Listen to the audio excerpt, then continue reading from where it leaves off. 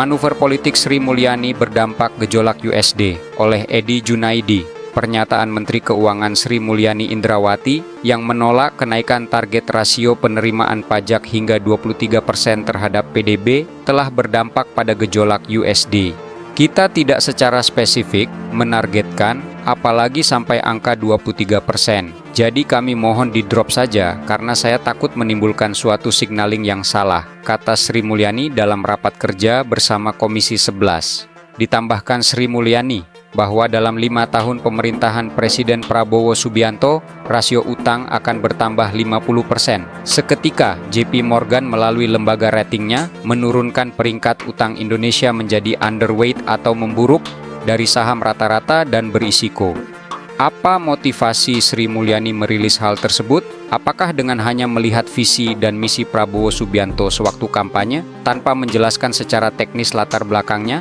Dengan begitu pasti investor salah tafsir, padahal rasio pajak kita tahun ini hanya 10,12%, sementara yang akan digenjot adalah penghasilan negara, bukan pajak PNBP, dengan meninjau kembali realisasi bagi hasil dalam perjanjian tambang dan migas. Vietnam juga sudah merealisasikan 21% rasio pajaknya. Negara-negara maju banyak yang di atas 40% aman saja jika fundamental ekonominya sudah mapan. Tanpa penjelasan dan argumentasi dari tim ekonomi Prabowo Subianto, jelas pernyataan Sri Mulyani adalah bumerang dan menjadi manuver politik.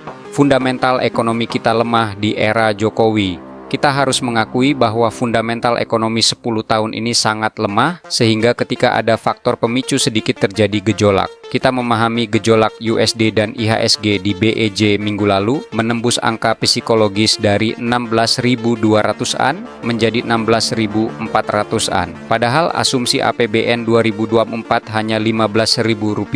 Apakah pernyataan Sri Mulyani tentang cicilan utang dari 500 triliun pada tahun 2024 menjadi 800 triliun di tahun 2025 naik 50%? Beberapa hari sebelumnya Sri Mulyani mengatakan bahwa tim Prabowo Subianto meminta asumsi rasio pajak 23% dari PDB dari 10,12% di tahun 2024. Sungguh tidak masuk akal. Hari berikutnya kita tahu JP Morgan menyatakan rating utang Indonesia underweight. Jelas langsung terjadi gejolak USD dan berapa nilai falas lainnya. Kita memahami bahwa fundamental kita melemah, tapi kita juga memahami bahwa Sri Mulyani bermasalah dengan Prabowo Subianto dan dipastikan Menteri Keuangan pada Kabinet Prabowo Subianto bukanlah Sri Mulyani. Maka pantas saja kita curiga terhadap perilaku Sri Mulyani karena tim transisi Prabowo Subianto yang dipimpin Sufmi Dasko Ahmad sudah bertemu dengan Sri Mulyani untuk mengatur cut-off pada Oktober 2024. Semua memahami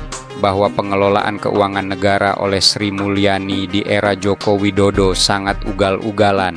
Jumlah utang yang dirilis hampir mencapai 9.000 triliun. Utang luar negeri mayoritas lewat sun dan obligasi, padahal utang pemerintah jika memasukkan utang dan kewajiban domestik telah mencapai 4.500 triliun. Sementara utang BUMN telah mencapai 8.350 triliun. Utang Pertamina saja sudah 800 triliun, utang PLN 500 triliun, belum lagi utang BUMN PUPR, Waskita Karya, Hutama Karya, PP, dan Jasa Marga yang dibantah Jokowi sebagai tanggung jawabnya. Karena menurut undang-undang, PT menjadi tanggung jawab direksi perseroan. Padahal kita tahu, asuransi Jiwasraya, Merpati, PTDI yang pilot tetap menjadi tanggung jawab negara sesuai aktuaris dalam akuntansi sebagai contingency debt. Jadi, total utang dan kewajiban negara yang menjadi tanggung jawab Joko Widodo mencapai lebih dari 21.000 triliun, hampir 10 kali utang era Presiden SBY yang hanya sebesar 2.500 triliun saja.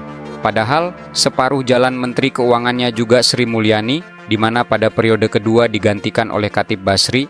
Sampai dengan tahun 2024, cicilan bunga utang baru mencapai 500 triliun. Kok bisa Sri Mulyani merilis bahwa Prabowo Subianto pada APBN ini akan mencicil utang 800 triliun sebulan? Kreativitas fiskal apa yang menjadi senjatanya? Apa benar menaikkan rasio pajak 23% dan rasio utang 50%? Seperti yang disampaikan Sri Mulyani benar adanya? Kok rasanya Prabowo Subianto tidak sekonyol itu dan perlu adanya klarifikasi?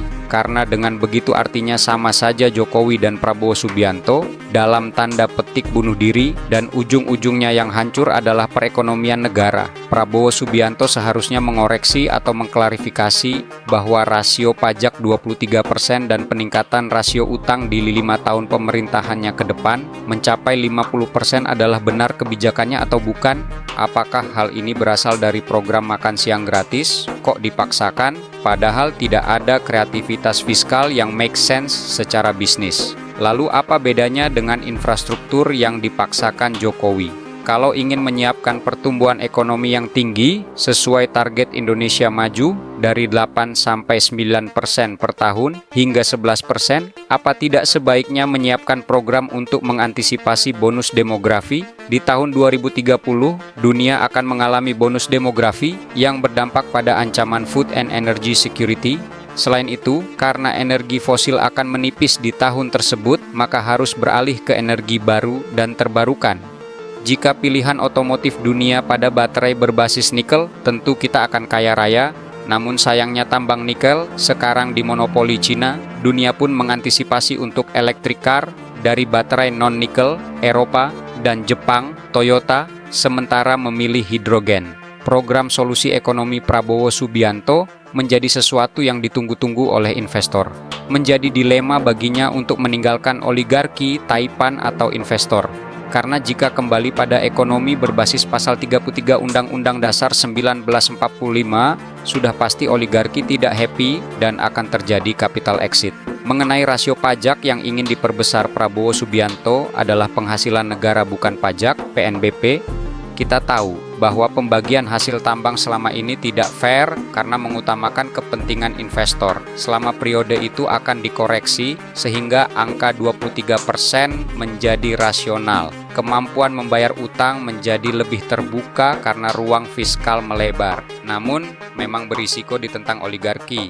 Jadi, manuver Sri Mulyani sejalan dengan kepentingan oligarki dan bertentangan dengan kepentingan bangsa dan negara. Prabowo Subianto harus lebih berhati-hati dalam proses transisi keuangan negara dengan Sri Mulyani.